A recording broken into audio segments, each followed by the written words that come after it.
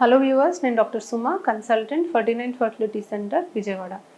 So చాలామందికి సంతానలేమి సమస్యతో బాధపడుతున్నప్పుడు ట్రీట్మెంట్ ఇచ్చిన తర్వాత ప్రెగ్నెన్సీ వచ్చాక వాళ్ళు మోస్ట్ కామన్గా అడిగే డౌట్ వాళ్ళ డయట్ గురించి అడుగుతారండి. సో ఎటువంటి కూరగాయలు తీసుకోవాలి మేడం, ఆకుకూరలు తినాలా, ఏది బెటరు, ఏది మనకు హెల్త్కి మంచిది, ఏదన్నా తినకూడని ఏమన్నా ఉన్నాయా అనేది కామన్గా అడుగుతూ ఉంటారు.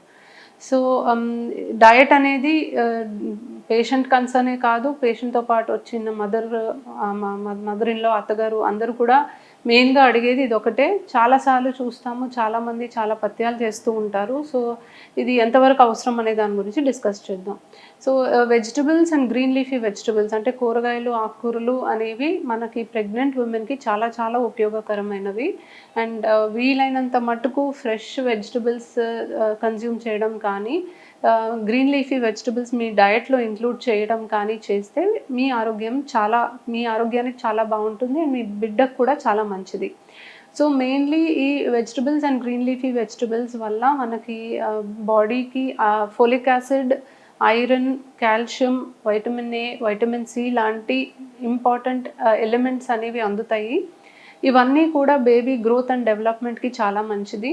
సో మనకు ఫోలిక్ యాసిడ్ అనేది బేబీలో బ్రెయిన్ డిఫెక్ట్స్ రాకుండా ప్రివెంట్ చేస్తుంది. అండ్ దీనివల్ల మనం actually folic acid supplementations tablets ద్వారా కూడా ఫోలిక్ యాసిడ్ అనేది ప్రెగ్నెన్సీ ప్లాన్ చేసే 3 నెలల ముందు నుంచే ఇస్తాము.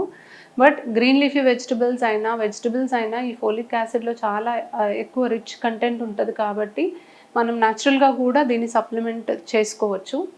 ఐరన్, కాల్షియం అనేది కూడా మనకు చాలా ఇంపార్టెంట్. సో చాలాసార్లు పేషెంట్స్ అడుగుతూ ఉంటారు, మేము అన్ని రకాల ఫుడ్ తీసుకుంటామండి, చాలా హెల్దీ హ్యాబిట్స్ మావి, మరి మీరు ఎందుకు ఇంకా ఐరన్ అండ్ కాల్షియం టాబ్లెట్స్ మాకు సప్లిమెంట్ చేయడానికి ఇస్తున్నారు, మరి మేము తీసుకునే డయట్లో ఇది సరిపోదా అని కూడా అడుగుతూ ఉంటారు.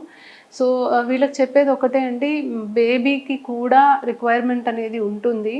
మీరు డయట్లో ఎంత తీసుకున్నా కూడా అది అబ్జార్బ్ అయ్యి బ్లడ్లోకి వెళ్ళి బేబీకి కూడా అందడానికి అది సరిపోదు కాబట్టి సప్లిమెంటేషన్ అనేది అవసరం.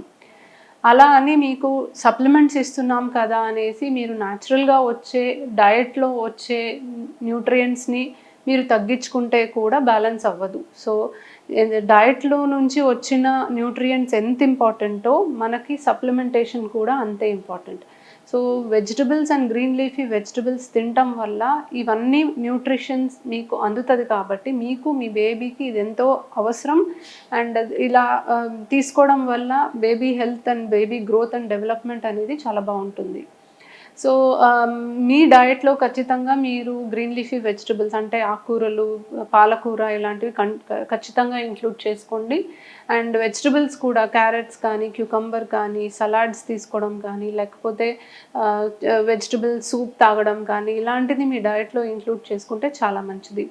సో ఈ వెజిటబుల్స్ అండ్ గ్రీన్ ఆకుకూరలు, కూరగాయల వల్ల మీకు కేవలం న్యూట్రిషనల్ వాల్యూయే కాదు, చాలా హై ఫైబర్ కూడా ఉంటుంది. సో ప్రెగ్నెన్సీలో కాన్స్టిపేషన్ అనేది కూడా చాలా కామన్. సో మోషన్ ఫ్రీగా అవ్వకపోవడం అనేది చాలామంది కంప్లైంట్ చేస్తూ ఉంటారు.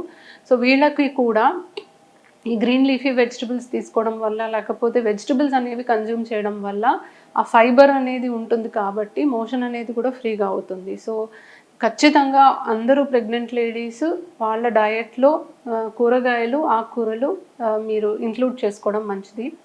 సో ఏదైనా తినకూడని ఉన్నాయా అనుకుంటే యాజ్ సచ్ అన్ని vegetables and green leafy vegetables ప్రెగ్నెన్సీలో సేఫ్ అండి. తినకూడని యాజ్ సచ్ ఏమీ లేదు. మీరు ఏదైనా కూడా మీకు అవైలబుల్గా ఉన్నవి, మీ ఏరియాలో మీకు అందుబాటులో ఉన్నవి మీరు కన్జ్యూమ్ చేయొచ్చు. Thank you.